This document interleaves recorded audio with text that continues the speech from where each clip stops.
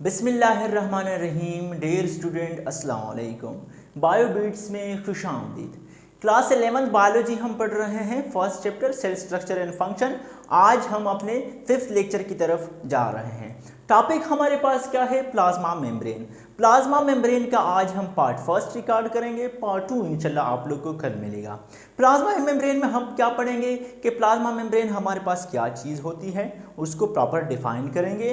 फिर उसमें कंपोजिशन के उसकी देखेंगे कि कंपोजिशन क्या है। फिर उसमें हम दो मॉडल पढ़ेंगे, एक हमारे पास यूनिट मेम्ब्रेन मॉडल और दूसरा हमारे पास फ्लूइड मोज़ेक मॉडल। ये हम आज पार्ट फर्स्ट में पढ़ेंगे। पार्ट 2 में फिर हम प्रोटीन का रोल और साथ साथ में लिपिड का रोल और प्लाज्मा मेम्ब्रेन का फंक्शन वो फिर पार्ट 2 में डिस्कस करेंगे। तो आइए चलते हैं। पहले कि क्या लिखा है यहाँ पर कि it is also known as cell membrane, यानी प्लाज्मा मेम्ब्रेन को हम सेल मेम्ब्रेन भी कहते हैं। फिर लिखा है it is the outermost boundary of animal cell and inner to cell wall in plant cell. हमें तो ये मालूम है, हम ये जानते हैं कि प्लाज्मा मेम्ब्रेन या हम इसको सेल मेम्ब्रेन जो कहते हैं, ये आउटर मोस्ट बाउंड्री है किस चीज़ की? एनिमल सेल की। ये आप लोग जानते हैं। और प्लांट पे हमने कल पढ़ा था कि आउटर मोस्ट जो बाउंड्री होती है वो हमारे पास सेल वॉल होती है। लेकिन अक्सर बच्चे यहाँ पर कंफ्यूज होते हैं कि आया प्लांट्स में भी प्लाज्मा मेम्ब्रेन या जो हम सेल मेम्ब्रेन कहते हैं ये होता है कि नहीं होता। अक्सर स्टूडेंट इसमें कंफ्यूज ही रहते हैं। तो याद रखें कि जी प्लाज्मा मेम्ब्रेन प्लांट के अंदर भी होता है लेकिन वो सेल वॉल के नीचे होता है। इसीलिए ये मैंने लिखा है कि या and the inner to cell wall in plant cell, यानी प्लाज्मा मेम्ब्रेन मौजूद होता है प्लांट सेल में, लेकिन उसके ऊपर फिर जो हमारे पास आउटर बाउंड्री होती है वहाँ पर सेल वॉल मौजूद होता है। फिर उसके बाद हम पढ़ते हैं कि it is chemically composed of. ये जो प्लाज्मा मेम्ब्रेन है इनकी जब हम कंपोजिशन देखते हैं, कंपोजिशन पढ़ते हैं तो हमें क्या मिलता है कि प्रोटीन से भी बना है, लिपिड से भी बना है और साथ साथ में कार्बोहाइड्रेट से भी बना है। क्या चीज़? Plasma membrane. अब प्रोटीन से कितना बना है, यानी प्रोटीन का कितना हिस्सा प्लाज्मा मेम्ब्रेन को बनाता है, इस तरह लिपिड और कार्बोहाइड्रेट। तो याद रखिए कि प्लाज्मा मेम्ब्रेन में प्रोटीन की कितने परसेंटेज होती है, यानी कितने परसेंट होते हैं? 60 to 80% हमारे पास क्या होते हैं? प्रोटीन होते हैं। 20 to 40% हमारे पास लिपिड्स होते हैं और स्मॉल अमाउंट में क्या होते हैं? हमारे पास कार्बोहाइड्रेट होते हैं। तो ये हो गई प्लाज्मा मेम्ब्रेन की कंपोजिशन। फिर कहते हैं it is also known as selectively या डिफरेंशियली मेम्ब्रेन। प्लाज्मा मेम्ब्रेन को हम सेलेक्टिवली मेम्ब्रेन भी कह सकते हैं या सेलेक्टिवली के साथ साथ यहाँ पर आप लोग पार्शली भी लिख सकते हैं, पार्शली भी ऐड कर लें कि हमारे पास ये सेलेक्टिवली मेम्ब्रेन भी होता है या पार्शियली मेम्ब्रेन होता है या डिफरेंशियली मेम्ब्रेन होता है। ये क्यों? हमने अपने कल का जो लेक्चर था सेल वॉल में हमने पढ़ा था कि ये परमिएबल मेम्ब्रेन होता है। परमिएबल मेम्ब्रेन हमने ये कहा था कि वो मेम्ब्रेन जिनमें चीज़ें यानी सेल के अंदर चीज़ें भी आती हैं, मटेरियल्स, और बाहर भी जाती हैं। और हमने वहाँ पर ये कहा था कि 2 नैनोमीटर तक जितनी भी चीज़ें होंगी वो सेल के अंदर ईजिली इन भी हो सकते हैं और आउट भी हो सकते हैं। लेकिन यहाँ पर लिखा है कि दीज इज सेलेक्टिवली, पार्शली और हमारे पास क्या है? Differentially membrane. इसका क्या मतलब हुआ? इसका हमारे पास मतलब ये होता है कि जो सेलेक्टिवली परमिएबल मेम्ब्रेन यानी कुछ चीज़ें को ये अंदर जाने देगी हैं, यानी कुछ चीज़ें अंदर और बाहर जा सकती हैं। हर किस्म की चीज़ें यहाँ पर अंदर बाहर नहीं जा सकती। इसी के साथ ये भी याद रखिए कि जो नॉन पोलर कंपाउंड्स हैं, क्या हमारे पास नॉन पोलर मटेरियल्स जो हैं, नॉन पोलर मटेरियल जो होंगे इनके ये सेल के अंदर इन भी हो सकते हैं, आउट भी हो सकते हैं, या ये हो सकते हैं। लेकिन अगर हम आयनिक मटेरियल ले लें, इनकी movement in and out cell के अंदर नहीं हो सकती। क्यों नहीं हो सकती? क्योंकि ये जो प्लाज्मा मेम्ब्रेन है ये सेलेक्टिवली परमिएबल मेम्ब्रेन है। सही है।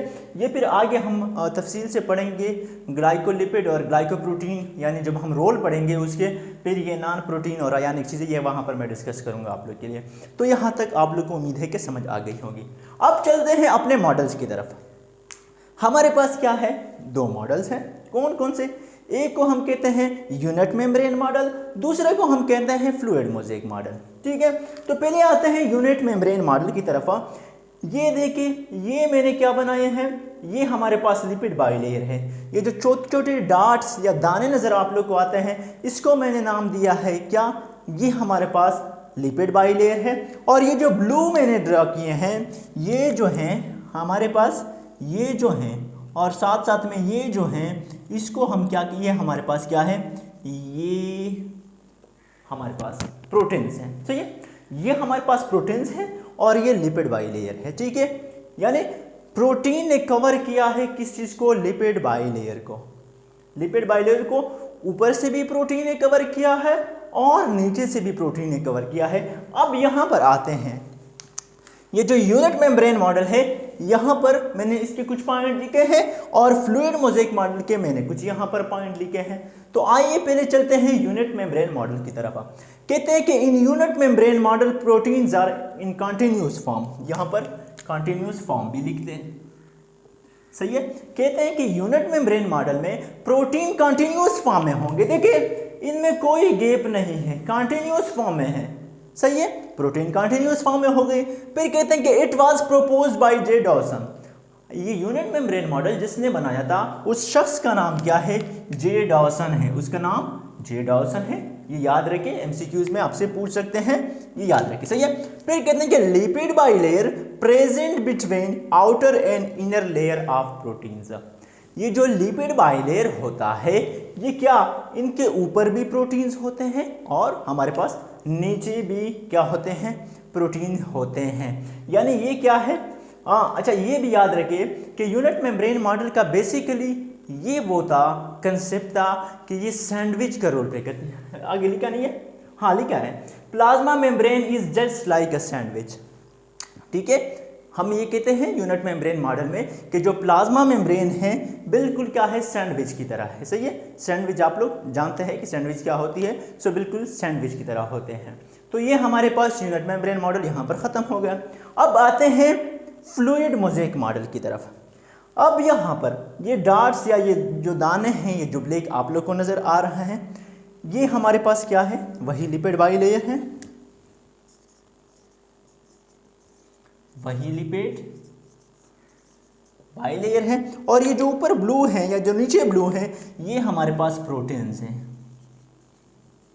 सही है, ये हमारे पास प्रोटीन्स हो गए। तो अब वहां पर जाइए, यहां पर मैंने लिखा कि in fluid mosaic proteins are in discontinuous form.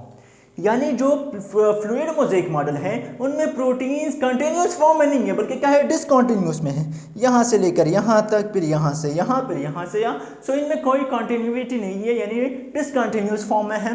फिर कहते हैं it was proposed by Singer and Nicolson.